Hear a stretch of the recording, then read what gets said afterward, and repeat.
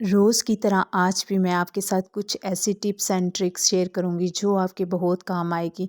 कुछ ऐसे काम होते हैं कि जिन पर लाज़म हमें पैसे लगाने ही पड़ते हैं, क्योंकि अगर हम कुछ चीज़ों पर पैसे नहीं लगाएंगे तो वो हमारी ख़राब हो जाएंगी या कि ऐसे ही फ़जूल में पड़ी रहेंगी। तो आज कुछ ऐसी टिप्स और आइडियाज़ हैं जिनको हम बग़ैर पैसों के ही हल करेंगे और बग़ैर पैसों के ही हम घर में रहकर ही उनको अच्छे से सेट कर लेंगे। अस्सलाम वालेकुम, welcome to back my channel. तो कैसे हैं आप सब लोग? आज टिप नंबर 1 जो मैं आपके साथ शेयर करने वाली हूँ वो चावल को लेकर है। अक्सर हम जब चावल बॉयल करते हैं ना, चावल बॉयल करते हुए चावल हमारे जो हैं वो ऐसे ही बनकर तैयार होते हैं कि जैसे कि खिचड़ी बन जाती है। तो आज मैं आपके साथ एक छोटी सी टिप शेयर करूंगी कि किस तरीके से आप चावलों को खिले खिले बना सकते हैं। सबसे पहले जैसे ही आप पानी ऊपर रखें तो पानी में आप 2 से 3 चम्मच कुकिंग ऑयल कोई सा भी डाल लें। फिर उसके बाद आपने क्या करना है, पानी को बॉयल आए तो आपने साथ ही इसमें चावल डालने हैं और साथ नमक डाल देना है। और फिर पानी आप जैसे ही चावल 95% कुक हो जाए तो आपने इनका पानी निकाल लेना है। और उसके बाद जब आप चावलों को निकालेंगे दम के बाद तो आप खुद देखेंगे चावल हमारे खिले खिले बनकर तैयार होंगे। तो आप भी लाज़मी एक दफ़ा इस टिप को ट्राई कीजिएगा।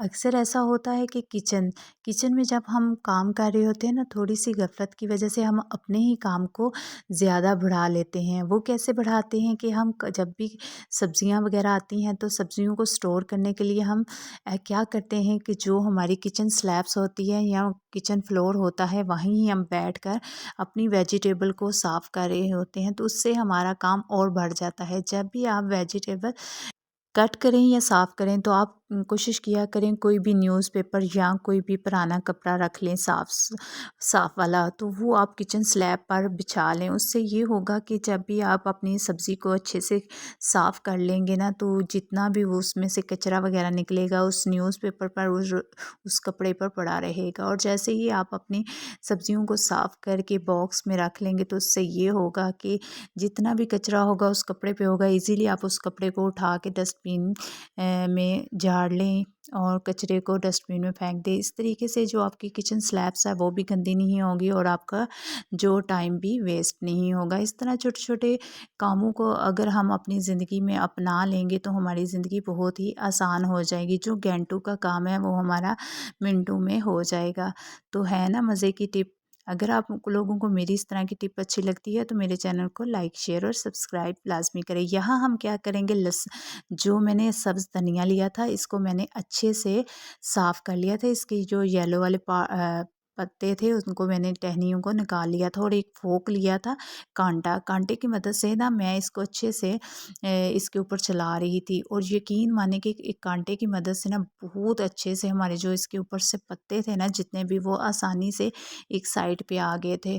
तो इस तरीके से जब कभी आपको जल्दी से धनिये की ज़रूरत हो, धनियों के पत्तों की ज़रूरत हो तो आप इस तरीके से फ़ोर्क की मदद से ना इसके पत्ते अलहदा कर सकते हैं। इससे टहनियाँ भी इसके अंदर नहीं आएंगी और ढेर सारे पत्ते जित हाँ, जो हम चटनी वगैरह या छोटी मोटी चीज़ों में जब हम पत्तों का इस्तेमाल करते हैं तो आप इस तरीके से कांटे की मदद से ढेर सारा धनिया वो भी 1 मिनट में साफ़ कर सकते हैं। तो लाज़मी इसको ट्राई कीजिएगा। नेक्स्ट टिप मैं आपके साथ शेयर करूँगी। जब भी हमारे घर में ग्रोसरी वगैरह आती है तो मेरी बहनों को, सभी जो मेरी बहनें हैं जो ग्रोसरी को डिब्बों में डालती हैं, हर दफ़ा यही टेंशन होती है कि किस तरीके से हम अपनी दालों को लंबे अरसे तक चलाएं। बाज़ दफ़ा कुछ दालें हमारी ज़्यादा आ जाती हैं और फिर हमें उसे लंबे टाइम तक लेके चलना पड़ता है। तो किस तरीके से हम दालों को कीड़े लगने से बचा सकते हैं और इसमें जो जाला बनता है उससे हम इनको किस तरीके से महफूज रख सकते हैं। तो आज छोटी सी टिप मैं आपके साथ शेयर करूँगी। पहले मैं अपनी वीडियो में बहुत सी टिप आपके साथ शेयर कर चुकी हूँ।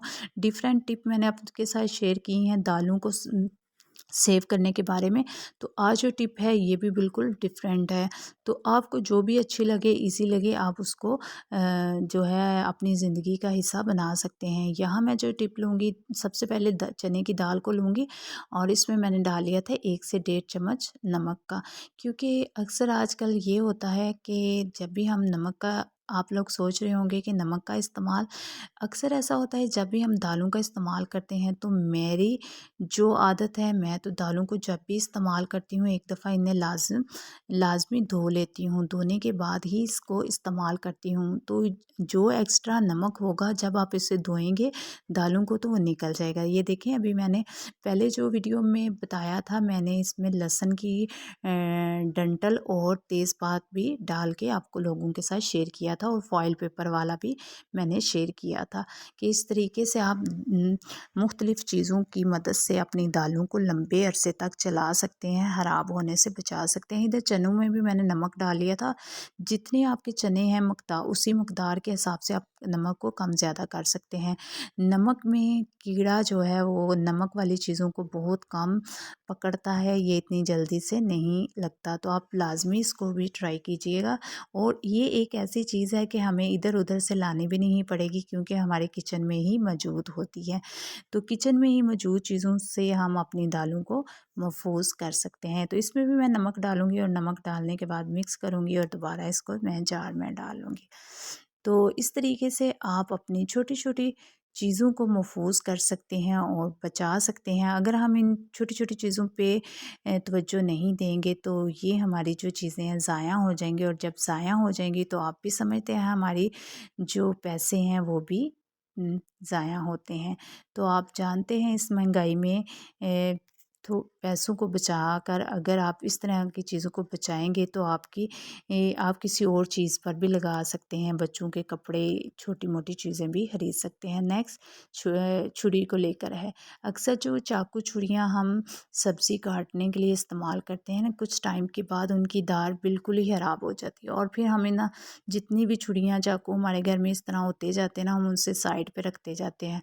और फिर जब अक्सर ऐसा होता है ना, जब कभी हमने सब्ज़ी काटनी होती है ना, वो अच्छे से कटे ना, तो हमें बहुत फिर गुस्सा आता है कि इतनी रफ़ हमारे पास ये जो चाकू है, छुरी है। तो आपने क्या करना है, घर में ही पड़े हुए स्टील वूल की मदद से, क्योंकि ये जो है स्टील वूल, इसकी मदद से बहुत अच्छे से आपकी जो सीज़र है वो शार्प हो जाएगी। एक दफ़ा लाज़मी मेरे कहने पे ट्राई कीजिएगा। यकीन मानिए कि आपको कभी भी बाज़ार जाने की ज़रूरत नहीं पड़ेगी, और ना ही इसकी धार को तेज़ करवाना पड़ेगा। तो नेक्स्ट टिप जो है, जैसा कि गर्मियाँ स्टार्ट हैं, तो गर्मियों की आमद के साथ साथ बिजली की भी लोड शेडिंग स्टार्ट हो जाती है। और जब हम कैंडल जलाते हैं ना, तो अक्सर जब कभी हम टाइल पर, फर्नीचर पर, कहीं भी हम थोड़ी सी लापरवाही की वजह से कैंडल जला कर छोड़ देते हैं ना, तो कुछ कैसे जैसे जैसे कैंडल जलती जाती है, तो उसके ड्राप फर्नीचर पर या फ्लोर पर गिरते रहते हैं, तो उससे वो बहुत गंदा हो जाता है, और फिर बाद में हमें सफाई करने में भी हमारा काफ़ी टाइम वेस्ट हो जाता है। तो इस तरीके से आप अपने घर में से फजूल बाटल के ढक्कन को लेकर उसके अंदर इसको लगा दें। एक तो इसके अंदर जमा हो जाएगी, दूसरा ये ज़ाया भी नहीं होगी। नेक्स्ट जो लास्ट टिप मैं आपके साथ शेयर करूँगी, वो नल के जितना अच्छा आप अपने बाथरूम को साफ़ कर लेना, 1-2 दफ़ा जब आप बाथरूम में जाके शावर लेंगे, या आप फेस वॉश करेंगे ना, तो जितने भी पानी बार बार नल पर गिरता है, तो वो काफ़ी गंदे स्टेन बन जाते हैं। और चाहे आप बार बार भी धोते रहें ना, वो स्टेन की वजह से ना वो हमारे नल गंदे ही लगते हैं। तो आपने क्या करना है, आपने 5 रुपए की सिर्फ एक कैंडल लेनी है। कैंडल की मदद से ना आपने क्या करना है कि इसको अच्छे से इसके ऊपर ना मसल लेना है कैंडल को। जब आप इसके ऊपर कैंडल मसलेंगे ना, मसलने के बाद जब आप इसको साफ़ करेंगे, यकीन माने कि 2 वीक तक तो इसके ऊपर पानी का ड्रॉप भी नहीं रुकेगा, और इतनी अच्छी शाइन रहेगी ना। जैसे आप फेस वॉश करेंगे ना, ये देखिए मैंने अभी कैंडल ऊपर लगा कर स्टील वूल की मदद से इसको धो लिया, आपके सामने कितनी अच्छी शाइन है। इस तरीके से आप अपने बाथरूम की पुरानी से पुरानी नल जो हैं उनको अच्छे से चमका सकती हैं। अगर आप इस तरीके से इस फार्मूले को फॉलो करेंगे ना, तो यकीन माने आपका बाथरूम कभी भी गंदा नहीं लगेगा। आई होप कि आपको मेरे ये आइडियाज़ पसंद आए होंगे। दुआओं में याद रखिएगा। अल्लाह हाफिज़।